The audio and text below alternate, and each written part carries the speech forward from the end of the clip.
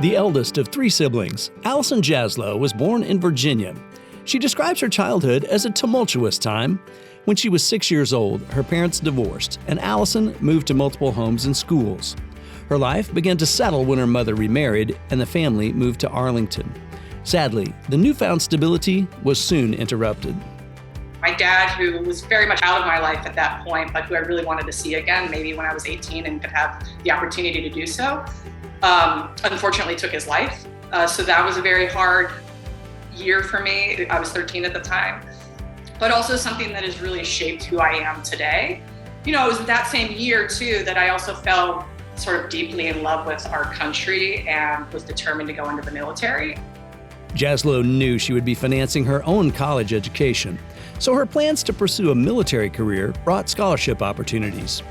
Her path to UCM came via a 2+2 program with Wentworth Military Academy and College.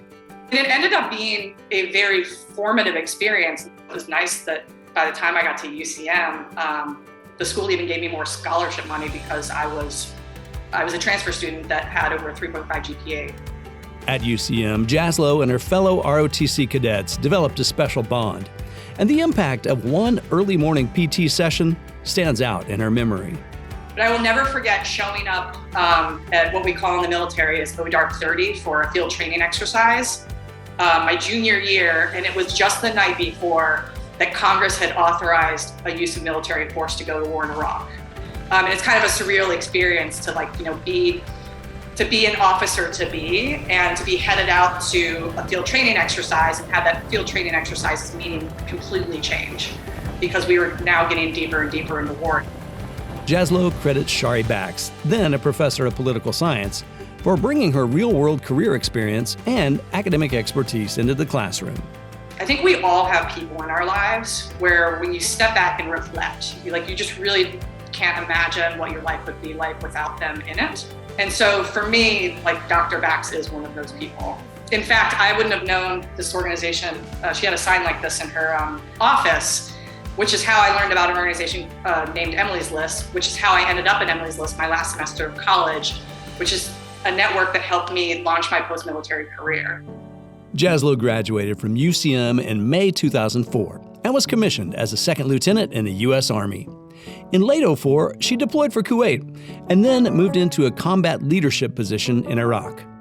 3 out of my 4 operations were contracted out, and all of my soldiers got a new mission, a combination of force protection and what is called convoy security or gun trucks. So during that deployment, I had literally 2 missions because I still had to be the accountable officer for the warehouses where all the contractors were. Then I also had to try and do my job as a platoon leader with troops that now got a much more dangerous mission. Jaslow returned to the U.S. in late 2005. She began her second wartime deployment to Iraq in January 2007. 15 months later, her mission was complete, and she was also ready to transition out of the military.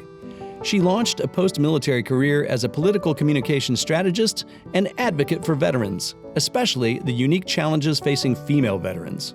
Jaslow worked as a White House communications aide in the West Wing beginning on day 2 of President Obama's administration.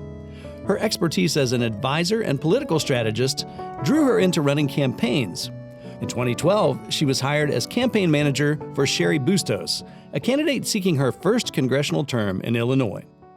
A stack of resumes were sent to me, probably this thick stack of resumes.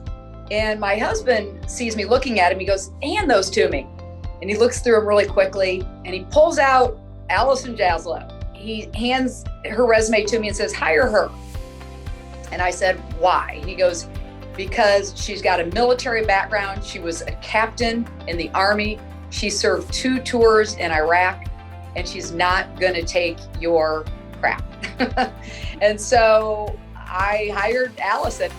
So I jumped on the campaign when it was already going full steam towards election day, but essentially it was trying to both keep it on the tracks and turn it around at the same time, which is a very intensive amount of work. When I got on the race, we were 14 points down, but gridded our way all the way to a 6-point victory. Jaslow is quick to credit the tireless efforts of her fellow staffers and that of the candidate, now Congresswoman Cheri Bustos. In fact, Jaslow has described Representative Bustos as the hardest working person she's ever met. We always pride ourselves, my entire family, on that nobody will ever outwork us. This is something that I learned from my father. So I'd never encountered somebody who actually worked harder than I did until I met Allison Jaslow.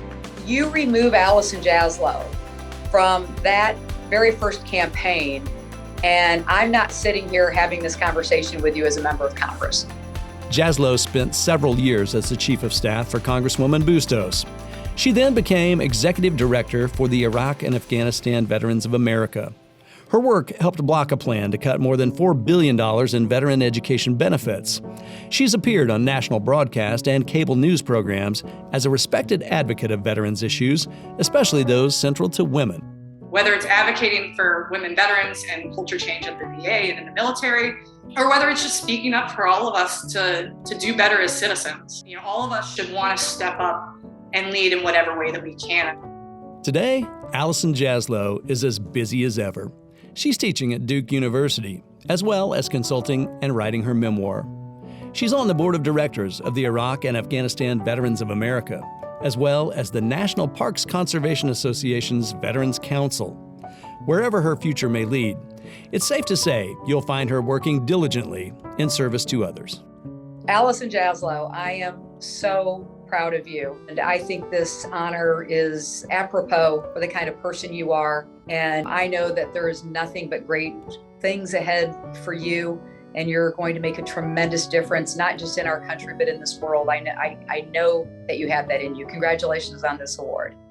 Ladies and gentlemen, please welcome 2022 UCM Distinguished Alumni Award for Early Achievement winner, Allison Jaslow.